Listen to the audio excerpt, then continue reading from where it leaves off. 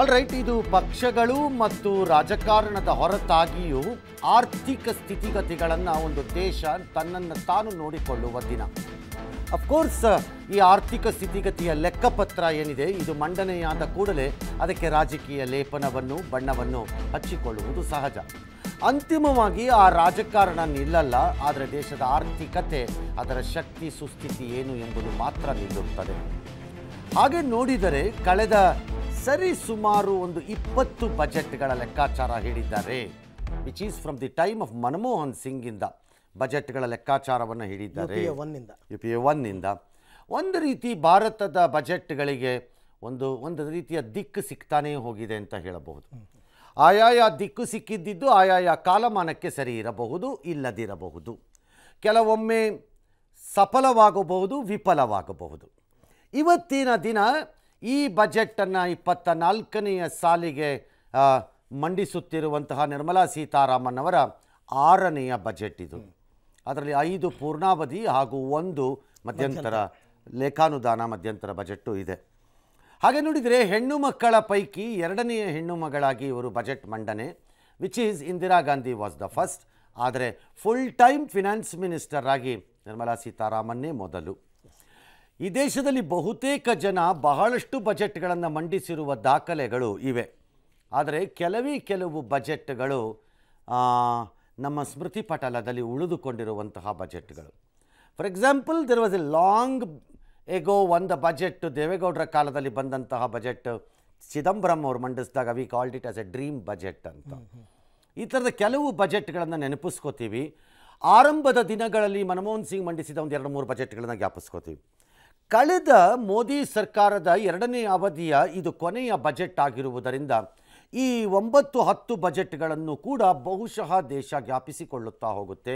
For the sake of physical discipline they try to bring in tremendous physical ಡಿಸಿಪ್ಲಿನನ್ನು ತರಕ್ಕೆ try ಮಾಡ್ತಿದ್ದಾರೆ. ಹಾಗಾಗಿ ಈ ಬಾರಿಯ ಬಜೆಟ್ನಲ್ಲಿ ಬಹುದೊಡ್ಡ ಕುತೂಹಲ ಉಳಿದುಕೊಂಡಿರುವುದು ನಮಗೆ 3.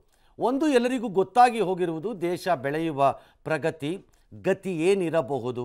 ಅರೌಂಡ್ 6.8% to 7% ಅಂತ ಇದೆ, ಅದು ಇರಬಹುದು. ಅದಾದರೆ ಪ್ರಪಂಚದಲ್ಲೇ ಅತಿ ಹೆಚ್ಚು ವೇಗವಾಗಿ ಬೆಳೆಯುವ ದೇಶವಾಗಿ ಭಾರತ ಹೊರಹೊಮ್ಮೀತು.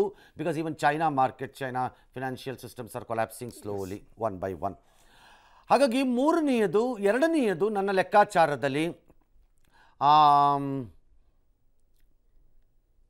ಆದಾಯ ಮತ್ತು ವೆಚ್ಚದ ವಿಚಾರದಲ್ಲಿ ದ ಫಿಸಿಕಲ್ ಡಿಸಿಪ್ಲಿನ್ ಏನಿದೆ ಮತ್ತು ಫಿಸಿಕಲ್ ಡಿಫಿಸಿಟ್ ಏನಿದೆ ಅದನ್ನು, physical deficit is nothing but A very simple ವಿಚಾರ. ಭಾಳ ಜನಕ್ಕೆ ಇದು ಅರ್ಥ ಮಾಡ್ಕೊಳ್ಳೋಕೆ ಟ್ರೈ ಮಾಡೋಕ್ಕೆ ಹೋಗಲ್ಲ ಅಷ್ಟೇ. ನಿಮಗೆ ಬರುತ್ತಿರುವ ಆದಾಯ ಮತ್ತು ನಿಮಗೆ ಆಗುತ್ತಿರುವ ವೆಚ್ಚ ಹೆಚ್ಚಾದಾಗ, ಆದಾಯ ಕಡಿಮೆ ಆದಾಗ ವೆಚ್ಚವನ್ನು ಸರಿದೂಗಿಸಲು ಭಾಳ ಸ್ಟ್ರಾಟಜಿಕ್ ಆಗಿ ನಾವು ನಮ್ಮ ಮನೆಯಲ್ಲಿ ಸಾಲ ಮಾಡ್ದಂಗೆ ದೇಶ ಸಾಲ ಮಾಡುತ್ತೆ. ನಮ್ಮ ಮನೆಯಲ್ಲಿ ಸಾಲ ಮಾಡ್ಕೋತೀವಿ, ನಮಗೆ ಸಂಬಳ 10,000 ಇರ್ಬೋದು, ಅನಿವಾರ್ಯ ಕಾರಣಗಳಿಗೆ 12,000 ರೂಪಾಯಿಗೆ ಅದಕ್ಕೂ ವೆಚ್ಚಕ್ಕೆ ಸ್ಲಿಪ್ ಆದಾಗ ಆ 2,000 ರೂಪಾಯಿನ ಭಾಳ ಬುದ್ಧಿವಂತಿಕೆಯಿಂದ ಎಲ್ಲೋ ಸಾಲದಲ್ಲಿ ತಂದು ರೀಪೇ ಮಾಡ್ಕೋತೀವಿ. ಆದರೆ ಸಾಲವೇ ಹೆಚ್ಚಾಗಿ ಆದಾಯ ಕಡಿಮೆ ಆದರೆ ಆಗ ಸಿಕ್ಕಾಕೊಳ್ಳುತ್ತಾ ಹೋಗುತ್ತೆ. On fiscal deficit this government appears to be doing good ಅಂತ ಕಾಣುತ್ತೆ ಆ್ಯಸ್ ಆನ್ ಟುಡೇ, ಇವತ್ತಿನ ಸ್ಥಿತಿಯ ಪ್ರಕಾರ ಲೆಕ್ಕಾಚಾರದಲ್ಲಿ. ಇನ್ನು ಆದಾಯವೇ ತೆಗೆದುಕೊಳ್ಳೋಣ, ರೆವಿನ್ಯೂ ಸೈಡ್ಗೆ ಹೋಗೋಣ. ಆದಾಯ ಯಾವ ಪರಿಪ್ರಮಾಣದಲ್ಲಿ ಹೆಚ್ಚಾಗಬಹುದು ಈ ಬಾರಿಯ ಬಜೆಟ್ನಲ್ಲಿ ಅಂತ, because GST as A tax platform ಆಗಿ ಲಾರ್ಜ್ಲಿ ಸ್ಟೆಬಲೈಸ್ ಆಗಿ ಹೊಟ್ಟೋಗಿದೆ. ಭಾಳ ಹೆಚ್ಚು ಕಡಿಮೆ ಸೆಟಲ್ ಡೌನ್ ಆಗೋಗಿದೆ GST. ಮತ್ತು ರೆಕಾರ್ಡ್ GST ಕಲೆಕ್ಷನ್ಸನ್ನು ನಾವು ಕಳೆದ ವರ್ಷದಲ್ಲಿ ಪೋಸ್ಟ್ ಕೋವಿಡಲ್ಲಿ ನೋಡ್ತಾ ಇದ್ದೀವಿ. ಕೋವಿಡ್ಡಿನ ಹೆಡ್ವಿಂಡ್ಸು ಅಂದರೆ ಕೊನೆಯ ಕ್ಷಣದಲ್ಲಿ ಹೊಡೆಯಬಹುದಾದ ಹೊಡೆತಗಳ ಸಣ್ಣ ಪುಟ್ಟ ಎಫೆಕ್ಟ್ಗಳು ಈಚೆ ಕಾಣಿಸ್ಬೋದಾದ್ರೂ ಪೋಸ್ಟ್ ಕೋವಿಡಲ್ಲಿ, ಕೋವಿಡ್ ನಂತರ ಆಗಿರುವ ಆದಾಯದ ರಿಕವರಿ ಏನಿದೆ, particularly on GST side, tremendously unbelievable ಲೆವೆಲ್ಸಲ್ಲಿದೆ. ಸದ್ಯಕ್ಕೆ ಸತತವಾಗಿ good collections are coming down. ಹಾಗಾಗಿ ಆದಾಯದ ನಂಬರ್ ಏನಿರುತ್ತೆ, ಫಿಸಿಕಲ್ ಡೆಫಿಸಿಟ್ನ ನಂಬರ್ಸ್ ಏನಾಗುತ್ತೆ ಮತ್ತು ದೇಶದ ಪ್ರಗತಿಯ ಗತಿ ರೇಟು ಎಲ್ಲಿರುತ್ತೆ, ಯಾವ ಪರ್ಸೆಂಟಲ್ಲಿ, ಈ 3 ಅಂಶಗಳ ಮಧ್ಯೆ ಎಡಗೈಯಲ್ಲಿ ಚುನಾವಣೆಯನ್ನು ಹಿಡಿದುಕೊಂಡು ಬಲಗೈಯಲ್ಲಿ ಬಜೆಟ್ಟಿನ ಶಿಸ್ತನ್ನು ಹಿಡಿದುಕೊಂಡು ಹೋಗುವಂತಹ ಸರ್ಕಸ್ಸನ್ನು ನಿರ್ಮಲಾ ಸೀತಾರಾಮನ್ ಮಾಡುತ್ತಾರೆ. ಕಾರಣ ಭಾಳ ಸರಳ, ಆರ್ಥಿಕ ದೃಷ್ಟಿಕೋನದಿಂದ ನೋಡಿದ್ರೆ ಲೇಖಾನುದಾನ ಎಂದು ಕರೆಯಲ್ಪಡುವ ಈ ಬಜೆಟ್ನಲ್ಲಿ ಬಹುದೊಡ್ಡ ಹೇಳಿಕೆಗಳಿರುವುದಿಲ್ಲ. ಆರ್ಥಿಕವಾಗಿ ಟ್ಯಾಕ್ಸೇಷನ್ ಸಿಸ್ಟಮ್ಸಲ್ಲಿ except on personal income tax ಸೈಡಲ್ಲಿ ಒಂದಿಷ್ಟು ಟ್ವೀಕಿಂಗ್ನ ಆ ಕಡೆ ಈ ಕಡೆ ಮಾಡ್ಕೊಡ್ಬೋದೇನೋ. ಇನ್ನು ಲಾರ್ಜ್ಲಿ ಕಸ್ಟಮ್ಸ್ ಆ್ಯಂಡ್ ಎಕ್ಸೈಸಲ್ಲಿ ಜಾಗ ಇಲ್ಲ ಭಾಳ ಏನಂತದ್ದೇನು ಮಾಡಲಿಕ್ಕೆ. GST ಸ್ಲ್ಯಾಬ್ಸನ್ನ ಬದಲಾವಣೆ ಮಾಡೋಕ್ಕಾಗಲ್ಲ, because it is go back to GST ಕೌನ್ಸಿಲ್ಗೆ ಹೋಗಬೇಕದು. ಹೀಗಿರೋದ್ರಿಂದ ಟ್ಯಾಕ್ಸೇಷನ್ ಪಾರ್ಟ್ ಅನೆಕ್ಷರ್ B ಏನಿದೆ ನಾವು ಯಾವಾಗಲೂ ಮಾತಾಡೋದು, ಅದರಲ್ಲಿ ಬಹುದೊಡ್ಡ ಬದಲಾವಣೆಗಳು ಇರಲಿಕ್ಕಿಲ್ಲ ಅಂತ ಅನಿಸುತ್ತೆ ನನಗೆ.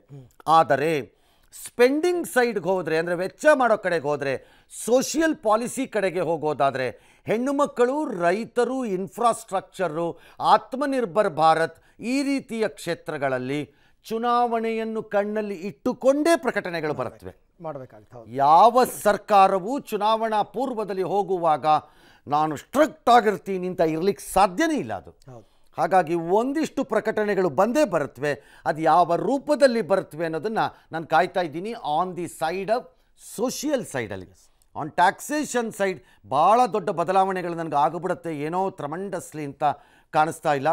ಬಟ್ 9 ವರ್ಷದಲ್ಲಿ ನರೇಂದ್ರ ಮೋದಿ ತೋರಿಸ್ತಾ ಇರೋಂತಹ ಧೈರ್ಯ ಏನಿದೆ, ಇಟ್ಸ್ ಬಿಯಾಂಡ್ ಪೊಲಿಟಿಕಲ್. ಸಮಟೈಮ್ಸ್ ರಾಜಕಾರಣವನ್ನು ಪಕ್ಕಕ್ಕಿಟ್ಟು ಆ ಡಿಸಿಪ್ಲಿನ್ ಕೈ ಹಾಕ್ಬಿಡ್ತಿದ್ದಾರೆ ಇವರು. ಹಾಗಾಗಿ ವಿ ಡೋಂಟ್ ನೋ ಈ ಸರ್ಕಾರ ಏನು ಮಾಡುತ್ತೆ ಅಂತ, ಬಿಕಾಸ್ ಈ ಸರ್ಕಾರಕ್ಕೆ ಆ ಶಕ್ತಿ ಇದೆ. ಈ ಸರ್ಕಾರ ಏನನ್ನು ಮಾಡಿದ್ರು ನಾವು ಅರಗಿಸ್ಕೋತೀವಿ ಅನ್ನೋ ನಂಬಿಕೆ ಅವ್ರಿಗೆ ಇದ್ದುಬಿಟ್ಟಿದೆ. ಹಾಗಾಗಿ ಅವ್ರು ಏನು ಮಾಡ್ತಾರೋ ಗೊತ್ತಿಲ್ಲ. ಲೇಖಾನುದಾನನ ರುದ್ರಮೂರ್ತಿಯವರಾಗಲೇ ಹೇಳ್ತಾ ಇದ್ರು, ಲೇಖಾನುದಾನ ಇರಬಹುದು, ವೋಟ್ ಆನ್ ಅಕೌಂಟ್ ಇರಬಹುದು, ಆದರೆ ಅದು ಲೇಖಾನುದಾನ ಅಂತ ಕರೆಯೋಕ್ಕೆ ಬರಲ್ಲ. ಬಜೆಟ್ ಈಸ್ ಎ ಬಜೆಟ್ ಅಂತ. The trouble is budget is a budget, but normally ನಾವಿಂಥ ಬಜೆಟ್ಗಳನ್ನು ಮಂಡಿಸಿದಾಗ 100% ಅಪ್ರೂವ್ ಆಗುತ್ತೆ ಲೋಕಸಭೆಯಲ್ಲಿ ಮತ್ತು ರಾಜ್ಯಸಭೆಯಲ್ಲಿ, ನಂತರ ಅದು ಹೊರಕ್ಕೆ ಬರುತ್ತೆ, ಸ್ಪೆಂಡಿಂಗ್ ಸ್ಟಾರ್ಟ್ ಆಗುತ್ತೆ ಅಂತ ಲೆಕ್ಕ ಹಾಕ್ತೀವಿ. ಆದರೆ ಚುನಾವಣಾ ವರ್ಷದಲ್ಲಿ ಏನಾಗುತ್ತೆ, ಅನುಮಾನದ ಒಂದು ಕ್ವಶನ್ ಮಾರ್ಕ್ ಅದರ ಮೇಲೆ ಉಳ್ಕೊಳ್ಳುತ್ತೆ. Because the election will have to decide whether the same budget will come into force or a altered budget will have to come into force. ಹಾಗಾಗಿ ನಾವು ಲೇಖಾನುದಾನದ ಕಡೆಗೆ ಲೇಖಾನುದಾನ ಅಂತ ಪರಿಗಣಿಸ್ತೀವಿ. ಅನೌನ್ಸ್ಮೆಂಟ್ಸ್ ವಿಚಾರದಲ್ಲಿ ನೋಡೋದಾದರೆ ಡೆಫಿನೆಟ್ಲಿ ಕೆಲವಿರುತ್ತವೆ, ಆದರೆ ಎಷ್ಟಿರುತ್ತೆ, ಯಾರಿಗೆ ಇರುತ್ತೆ, ಓಕೆ, ಭಾಳ ಇಂಪಾರ್ಟೆಂಟ್ ಕ್ವಶನ್.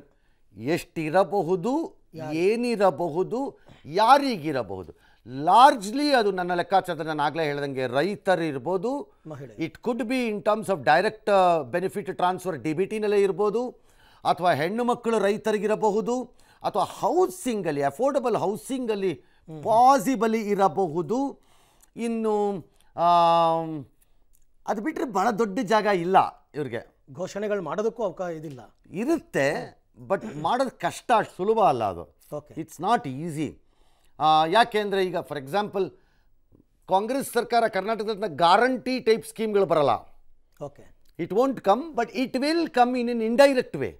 ಬಿಕಾಸ್ ಈಗ ಏನು ರೈತರಿಗೆ ಕೇಂದ್ರ ಸರ್ಕಾರ 6,000ನೋ 8,000ನೋ 9,000ನೋ ಎಷ್ಟೋ ಕೊಡ್ತಾ ಇದ್ದಾರೆ, that's nothing but an another ಗ್ಯಾರಂಟಿನೇ. ಅದುವೇ, ಅದು ಗ್ಯಾರಂಟಿನೇ. ಅದನ್ನು ನೀವು ಶಬ್ದಗಳಲ್ಲಿ ಬಳಸ್ತಾ ಇರೋದನ್ನು ಬದಲಾಯಿಸ್ತಾ ಇರ್ತೀರಿ ಅಷ್ಟೇ. ಕಿಸಾನ್ ಸಮ್ಮಾನ್ ಯೋಜನೆ ಅಂತಂತೀರಿ, ಅದನ್ನು ನೀವು ಬೇಕಾದ್ರೆ ಗ್ಯಾರಂಟಿ ಅಂತಲೇ ಕರಿಬೋದು. ಇವ್ರಿಗೆ 2,000 ರೂಪಾಯಿ ಕೊಡ್ತೀವಿ ಮಹಿಳೆಯರಿಗೆ, ಇದು ನಮ್ಮ ಗ್ಯಾರಂಟಿ ಅಂದರೆ, ನಾವು 6,000 ರೂಪಾಯಿ ಕೊಡ್ತಾ ಇದ್ದೀವಿ, ಇದು ನಮ್ಮ ಗ್ಯಾರಂಟಿ ಅಂತ ಅವರು ಹೇಳ್ಬೋದು. ಅದರ ಆ್ಯಕ್ಚುಲಿ ಅದು ಫ್ರೀ ಬೀಸ್ ಅಲ್ವಾ, ಅದು ಫ್ರೀ ಬೀನೇ, there is no doubt about it. But there is a tremendous ಒಂದೇನು ಅಂತಂದರೆ, ಭಾರತ 2030 ವೇಳೆಗೆ $7 ಟ್ರಿಲಿಯನ್ ಬಜೆಟ್ ಇದು ಎಕಾನಮಿ ಆಗಬೇಕು ಅನ್ನೋ ಪ್ರಯತ್ನದಲ್ಲಿದೆ. ರಫ್ಲಿ ಅರೌಂಡ್ 3.25 ರಿಂದ 4 ಟ್ರಿಲಿಯನ್ನಲ್ಲಿ ಲೆವೆಲ್ಸಲ್ಲಿ ನಾವೀಗ ಕೂತ್ಕೊಂಡಿದ್ದೀವಿ.